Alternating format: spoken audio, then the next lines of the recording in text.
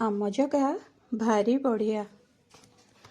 ଭୋନାଥ ତୋର ଦ୍ୱାର ପାଳ, ଏ ଦୁଷ୍ଟ ତେଜେ ଅନର୍ଗଳ। ଏହାର ପ୍ରାଣ ବେକେ ହର, ଆମ୍ଭକୁ ସକଟୁ ଉଦ୍ଧାର। ଦେବଙ୍କ ବାକ୍ୟ କର୍ଣ୍ଣେ ଶୁଣି, କୋପେ ଧାଇଲା ବୀରମଣି।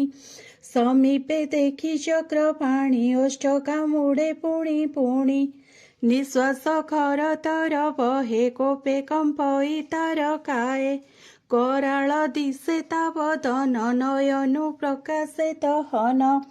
ଦହିଲା ପ୍ରାୟ 10 ଦିଶେ, ବେଗେ ଧାଇଲା ମହାରସେ। ଡକାଇ ପୁରିଲା ତ କାଳ, ମୋ ଗଦା ପ୍ରହାର ସମ୍ଭାଳ। ଏମନ୍ତ ବୋଲି କୋପ ଭରେ, ପିଟିଲା ବିଷ୍ଣୁର ଉପରେ। ପବନବତ ଜଗନ୍ନାଥ, ପାଦେ ହରିଲେ ଗଦାଘାତ। ଦୈତ୍ୟକୁ ବୋଲନ୍ତି ଉତ୍ତର, ଯେବେ ଜିଣିବା ଇଚ୍ଛା ତୋର।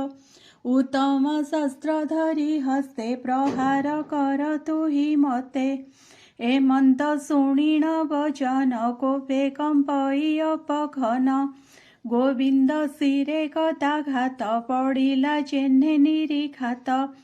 ଶବଦେ ଭୁବନ କମ୍ପିଲା, ତକ୍ଷଣେ ଭୂମିରେ ପଡ଼ିଲା। ବାଜିଲା ସତେ ଖଣ୍ଡ ହୋଇ, ଦେବେ ଦେଖନ୍ତି ଶୂନ୍ୟେ ରହି। ଗଦା ଯାଚିଲେ ନାରାୟଣ, ଅସୁର ନନେଲା ତା ପୁଣ। ଗଦା ବିଭଙ୍ଗେ କୋପ ଭରେ, ତୀକ୍ଷ୍ଣ ତ୍ରିଶୂଳ ଧରି କରେ। ଅନଳ ପ୍ରାୟ ଶୂଳ ଜଳେ, ଦେଖି କମ୍ପିଲେ ଦିଗପାଳେ। ଯଜ୍ଞ ସ୍ୱରୂପୀ ବିଷ୍ଣୁ ଦେହେ, ବ୍ରାହ୍ମଣେ ଅବିଚାର ପ୍ରାଏ। ଉଚ୍ଛେଦଇଲା ଶୂଳ ତୋଳି, ପିଟିଲା ନେଇ ମହାବଳୀ।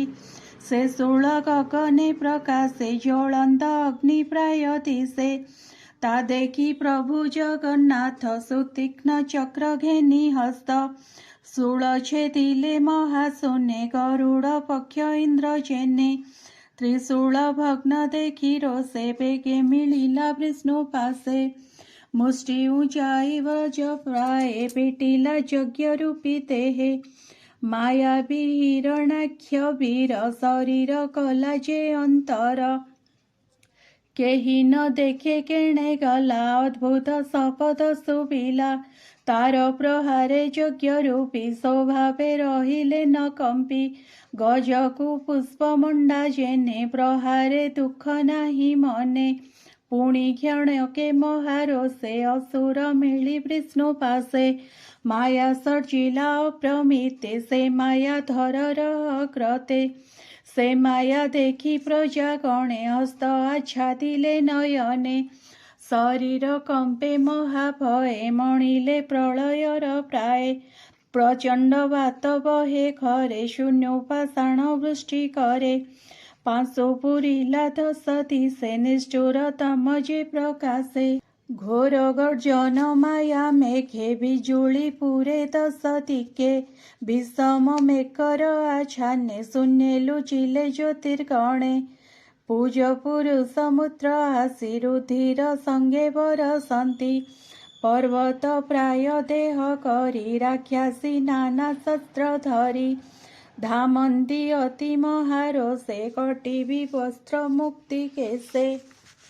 ହସ୍ତେ ବିରାଜେ ତୀକ୍ଷ୍ଣ ଶୂଳ, ଶୁଭଇ ମୁଖରାବ ଗୋଳ। ପ୍ରଳୟ କାଳ ପ୍ରାଏ ମଣି, ଅଦ୍ଭୁତେ କମ୍ପଇ ଧରଣୀ।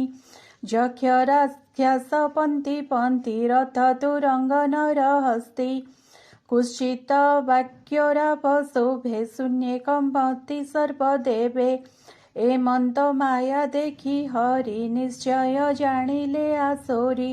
ମାୟା ବିତର୍ପ ବିନାଶନେ, କୋପ ବସିଲା ବିଷ୍ଣୁ ମନେ। ସୁଦର୍ଶନ ଧରି କରେ, ହରି ଧାଇଲେ ଧାତିକାରେ। ତକ୍ଷଣେ କଶ୍ୟପ ଭୁବନେ, ଭୟ ପଶିଲା ଦିତି ମନେ। ହୃଦୟ କମ୍ପଇ କାତରେ, ବାକ୍ୟ ନ ସ୍ଫୁରେ କଣ୍ଠ ଦ୍ୱାରେ। ସ୍ୱାମୀର ବଚନ ସୁମରେ, ସ୍ତନୁ ରୁଧିର ଧାରା ଝରେ। ଚକ୍ରର ତେଜେ ମାୟା ଗଲା, ରବି କିରଣ ପ୍ରକାଶିଲା। ଦେଖି ଅସୁର ମହାକୋପେ, ମିଳିଲା ବିଷ୍ଣୁର ସମୀପେ। ରୋଷେ ଅରୁଣ ଦିଖେ ଦୃଷ୍ଟି ଊର୍ଦ୍ଧ୍ୱେ ତୋଳିଲା ବେନି ମୁଷ୍ଟି ଗୋବିନ୍ଦ ହୃଦେ ପହାରିଲା ଶବଦେ ଭୁବନ କମ୍ପିଲା ମୁଷ୍ଟି ବାଜିଲା ବ୍ରଜ ପ୍ରାଏ ଦେଖି କୋପିଲେ ଦେବରାଏ କର ପ୍ରସାରି କର୍ଣ୍ଣ ମୂଳେ ଗୋବିନ୍ଦ ପ୍ରହାରିଲେ ବଳେ ପୂର୍ବେ ଯେ ଶନେ ସୁର ରାଏ ବିଶ୍ୱକର୍ମାର ପୁତ୍ର ଦେହେ ପ୍ରହାର କରି କର୍ଣ୍ଣ ମୂଳେ ପ୍ରାଣ ହରିଲେ ତାର ବଳେ ଏମନ୍ତ ବିଷ୍ଣୁର ପ୍ରହାରେ ପ୍ରାଣ ଛାଡ଼ିଲା କଳେ ପରେ ମୃଷ୍ଟି ପ୍ରହାରେ ମୁଣ୍ଡ ଫାଟି ପଡ଼ିଲା ମହି ତଳେ ଲୋଟି ବୃକ୍ଷ ଯେ ଶନେ ବାୟୁ ବଳେ ଉପୁଡ଼ି ପଡ଼ଇ ଭୂତଳେ ତେସନେ ଭୂମି ତଳେ ପଡ଼ି ଦଶନେ ଅଧର କାମୋଡ଼ି ସେତନାଦ କଲା ଘୋର ତର ପ୍ରାଣ ଛାଡ଼ିଲା ମହାବୀର ଅସୁର ମୃତ୍ୟୁ ଦେବେ ଦେଖି ମିଳିଲେ ଗଗନ